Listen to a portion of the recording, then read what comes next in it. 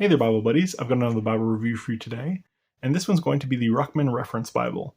Now, if you guys aren't familiar with the Ruckman Reference Bible, essentially what it is a King James Version Bible accompanied by Dr. Ruckman's notes, study notes. So they're kind of at the bottom of the page, and then in the center column it has his cross-references and a few more of his notes kind of in the center column. If you guys are not familiar with Dr. Ruckman, before you kind of run out and purchase this Bible, I would definitely recommend maybe doing a Google search or maybe just kind of zooming in and pausing the video and looking at some of his notes. He is a very firm KJV only Bible believer, and I cannot fault the man for that.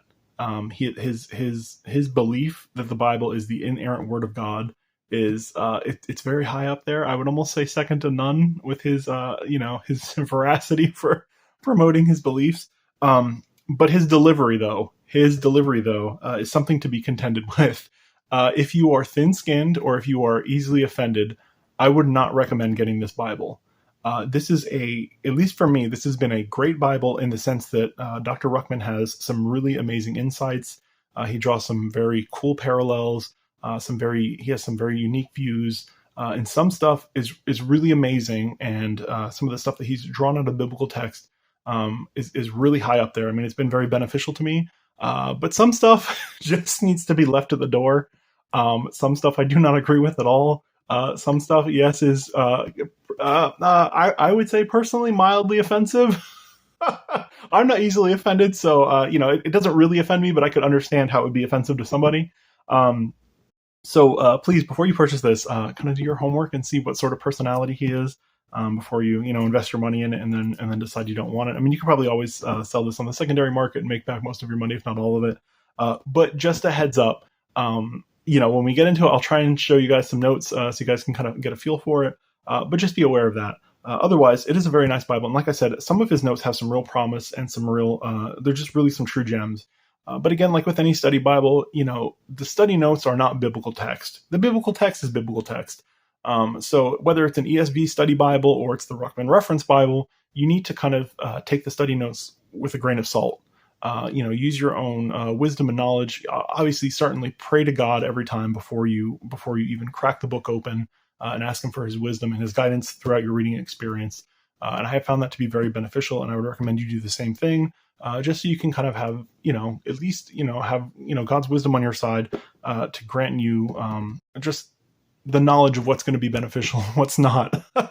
So that being said, you can certainly eat the meat and spit the bones, as they say, for the Ruckman Reference Bible and for any study Bible. But let's go ahead and take a look at it. We'll get started.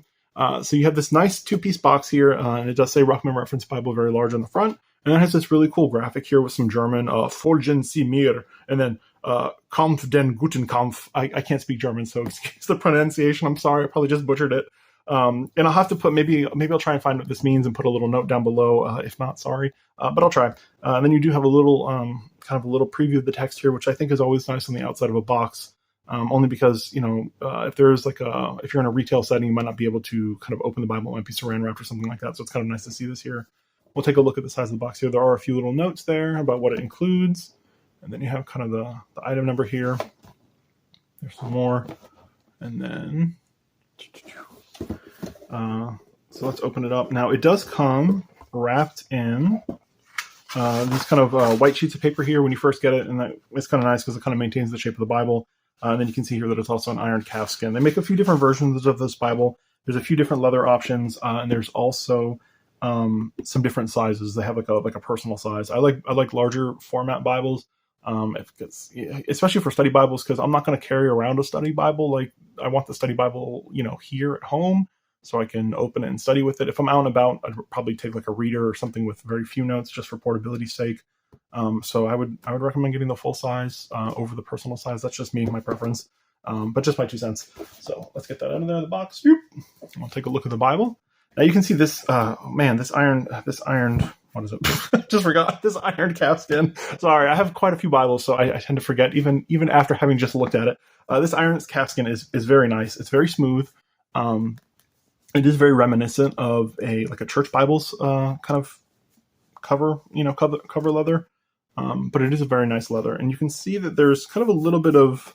Take a look at the back. There's a little bit of kind of character to it, not very much. You tend to see some more when it kind of bends up like that. But it's a nice cover, and it's held up. It is fairly flexible, and it is the leather itself feels very soft and very smooth. I would imagine that it would probably be the type of leather to scratch up very easily. So just a heads up, it might scratch or kind of mar it pretty easily if you're kind of rough on your Bibles. So let's take a look. There is some perimeter stitching, which is really nice. I feel like we haven't seen very much of that lately. I know in modern Bibles they have that a lot. And then you can see there is a very light, almost like a perimeter line on the edge there. And if we look at the spine, you have 1, 2, 3, 4, 5 raised hubs. There is definitely something underneath here. But you also have Holy Bible, and then KJV, and then Ruckman Reference Bible stamped. And it is a very stylish stamp. It almost feels like a pad printing.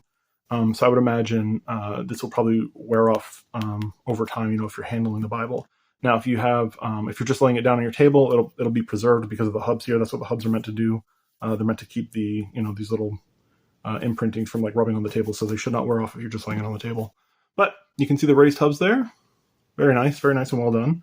And then the back cover again. You see that beautiful leather and the perimeter stitching and the perimeter line again. So you have 2 ribbons, 2 black ribbons, and then you have some red and yellow head and tail bands. And then you have a nice gold, very well done, gilt. And then the book block is slightly concave, very slightly, which again, I prefer when it's concave. And then you can see the edge here. Now, I will say that the gilt here is a little uneven there. You guys can probably see it right there. It's not like, I don't know, like it's very shiny. It's very shiny. It's very well done if you're looking straight at it. But if you kind of angle it a little bit, you can see here how it is a little bit uneven. I don't know if that's just this particular model or if that's kind of across the board. Just something of note. And then on the bottom there, very nice mirroring gilt. Look at that, super shiny. And then you have the 2 ribbons. Now the ribbons, I will say, they are narrow ribbons, but they are thick and they're very nice ribbons. They're double satin ribbons and they're very, like I said, very thick. So they're very nice, high quality ribbons. Yeah, I mean, if you're a fan of thinner ribbons, you'll like these for sure. So let's go ahead and get it open. And you can see it is stamped with iron calfskin right there, and it does have a kind of a folded over edge. It is a edge line construction, and then you have that nice perimeter stitching continued. I'll take a look at the corner work there and on the back side. And there you go. Now I cannot tell if this is synthetic, but it feels like leather.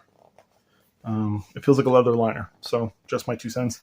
And like I said, it is edge lined here up onto the buckle lock, which will give it some great strength over the years. So yeah, gosh, I would say leather. It does feel like leather. So doesn't feel like synthetic.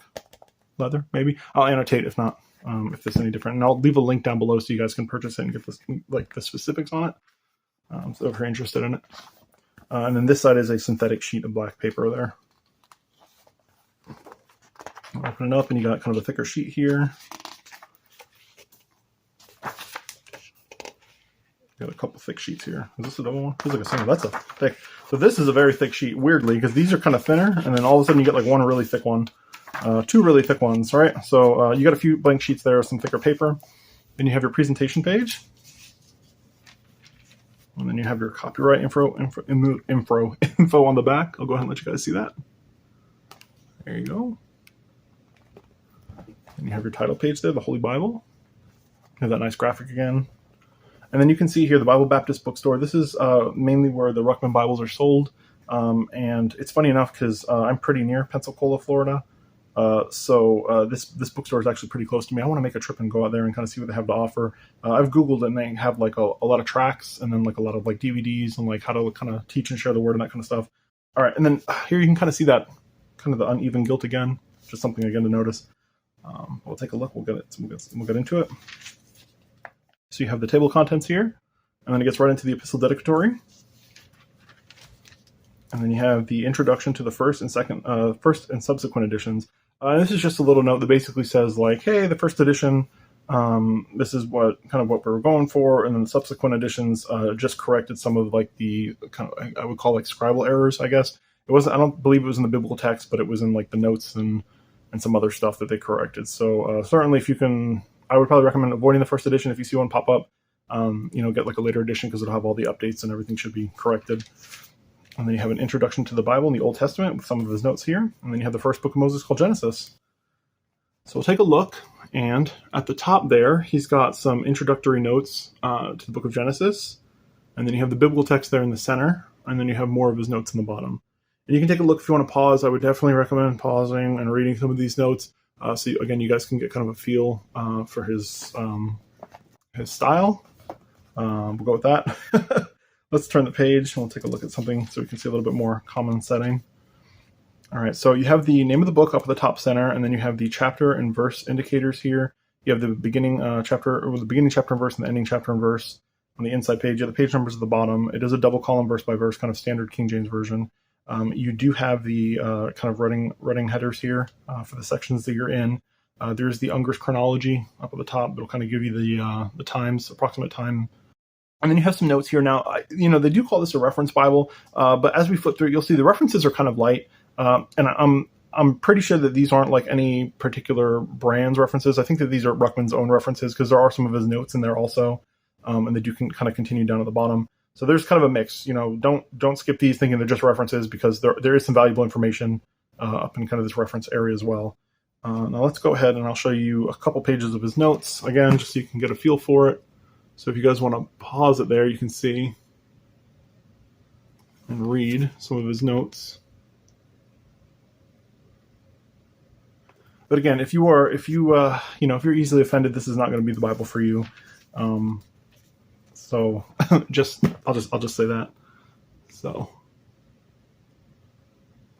I'll do one last page here. There you go. So so let's flip through it a little bit. I'll see if anything stands out. There are double line drop caps. That's pretty much it. I do like in the notes how they reference the actual verse number before the notes. So it just makes it easy to find. So there's going to be like a little, what do you call that? A superscript, right? In the notes to point you in the direction of the notes. You can go vice versa, which is nice. So if you're kind of looking for a particular note on a verse, you can just go down to the note section and know that it applies to that verse instead of just like an A, B, C, or D or something like that. And you're kind of lost wondering where it is. So let's flip through a little bit.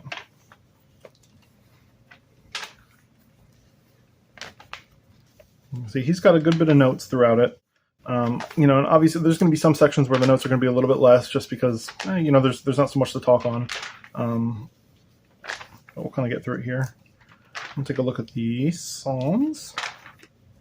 So you can see a nice layout. To me, this looks great. I love the drop caps and the font on this. I will give them a credit here. The text that they use here is a very nice, dark, bold font. There is print uniformity throughout the biblical text. It is very uniform throughout the text. There's not like any lighter pages or darker pages. And like I said, this font is a nice, large, thick, bold font. So it makes it pretty easy to read. I'll go ahead and get you in tight here so you can see the paper. The paper they use, too, is a pretty nice paper. It's fairly smooth. And the stroke through is pretty minimal. There's no line matching or anything like that. But again, the paper's nice enough to where that doesn't really matter so much. You can see a little bit of it here. But not terrible. Certainly a nice bright white paper. There's no blue or anything like that in the gutter. It's just a good kind of neutral white paper. Very nice. So we'll flip through. Let's go to the New Testament. Title page. And then one of the cool things about the Ruckman Bible is that there's a lot of like appendices, and we'll go through some of those. He's got kind of imagine like an overflow of notes, or if he talks about something several times, a particular topic several times, he kind of puts like a little section in the back to talk about it. So you have the end of Malachi there, and then you have the postscript on the Old Testament. It gives you just a little bit of additional information there about the Old Testament. And then you have an introduction to the New Testament.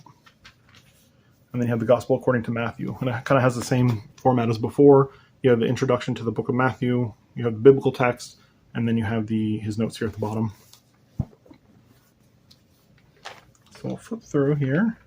And it is I totally passed by it. It is a black letter text. So you'll see there's no red letter throughout this, just a black letter text. So let's go. I'll show you a couple of his appendices.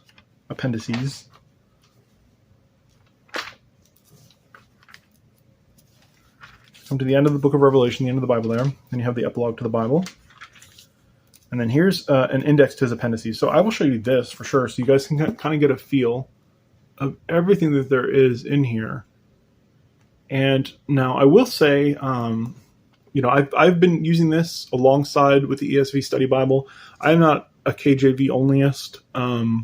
I can appreciate those people. If that's your choice, I totally understand. I'm certainly not going to not gonna fault anybody for that, because I can understand where they're coming from. But I enjoy reading various translations. I like to see, I don't know, I like reading anything biblical. I'll read every translation. I'll read hymn books. I read commentaries. I read prayer books. Just whatever I can get my hands on that has to do with praising the Lord God. I want to read it. But again, I read everything and anything. So I was not taken aback by the fact that this is KJVO. It doesn't hurt my feelings any. Let me turn the page here and see if there's any more. No, that's it. Okay. So I've been going through the ESV Study Bible and this Ruckman Bible kind of together, and the thing that I like is that the ESV Study Bible has kind of a more, I don't want to say it's like super liberal, but it's a little more scholarly and a little bit liberal, whereas Ruckman notes are very conservative. So it's nice to have kind of the two sides of the coin deal going on. So I can appreciate that.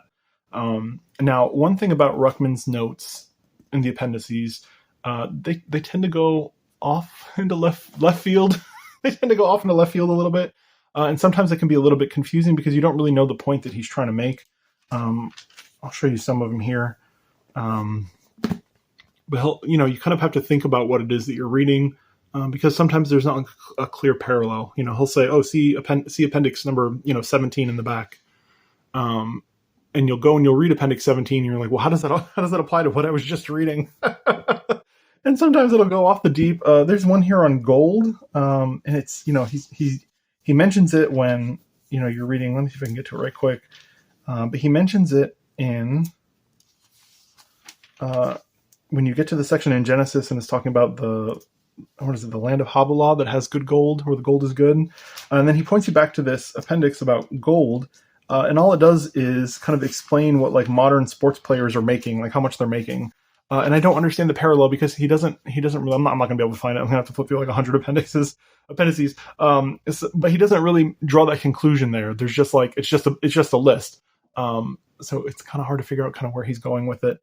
Again, like I said at the beginning, there's going to be stuff that benefit you, and there's going to be stuff that not so much benefits you. So obviously, eat the meat and spit the bones again.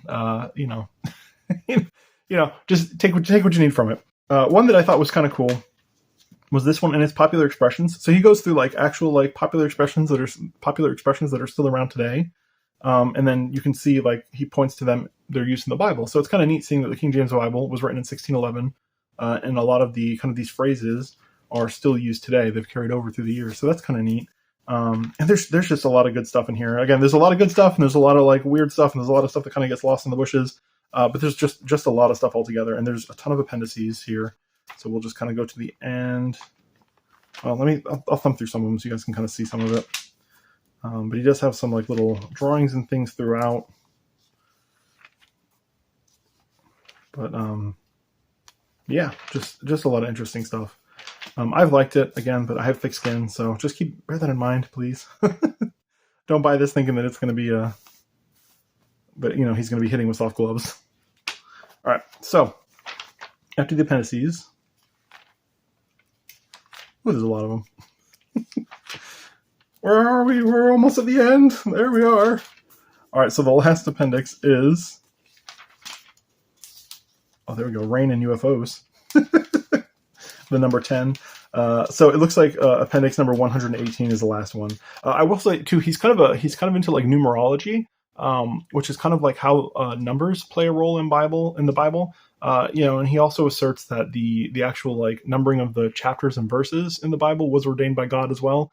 So it's kind of cool. You see some stuff, like the importance of the symbolism of the number 5 and 6 and 7, which I feel like are pretty standard. But 5 was kind of a cool one for me when I read that. So just an aside. But once you wrap up the appendices, you get to some lined paper. And there's a little chunk here of lined paper. I don't know, maybe 10 sheets of lined paper. And it's the Bible paper, so it's a decent paper. It does have these nice black lines. After the lined sheets, you have his, I call them homebrew maps. You can tell, he probably did them himself. They're kind of minimal, but useful nonetheless. We'll flip through these right quick, and they are on very thick paper, very thick.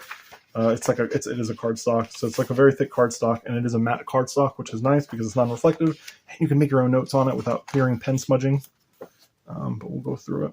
There's quite a few of them back here, so we'll kind of go a little quick. So Again, I have enjoyed this Ruckman Bible, and if you guys are interested in it, I will leave links down below so you guys can check it out and get some information on it. And it has been pretty beneficial to me. And then you have 1, 2, 3, kind of like 3.5 cardstock sheets there for more notes, additional notes. And that's it. That wraps up. So let's go ahead and get you guys some measurements. I know this one's going kind of long. Goodness. Ruler. Yoink. And this one comes in at about 9 3/4 of an inch tall. It's a big boy. And it's right at about 6 3/4 of an inch wide. Oh, and it's a chunk. And it's right at 1 3/4 thick. So yeah, it's a big Bible. And I can understand, I guess, why you'd want the personal version, personal size, because it's going to be smaller than this. I had a thankfully my table's adjustable, and I had to move it down quite a lot to be able to fit the Bible into frame. Yeah, so let's get the font size, and then we'll wrap up. I don't really have anything to compare it to. I mean, I have stuff to compare it to, but I don't know what I could compare it to. It's just a big chunky study Bible, so there's that. All right, font sizes. So for capitals, we'll go with a capital. What works good? Capital S. That's a big font. I mean, it looks to be about a 10 point. Maybe a 10.5 point. So 10.5 point uppercase versus Times New Roman. And we'll get the M here in time. Yep. It's about 10.5 point font. It's about a 10.5 point font versus Times New Roman. So very nice, large, readable text. The notes are large too. Actually, I'll get a measurement on the notes too. Why not? All right, we're here. So they're not going to be quite as large as the biblical text. But they're still pretty large. This would be about a 9 point uppercase on the notes. Is there an M? There we go in time again.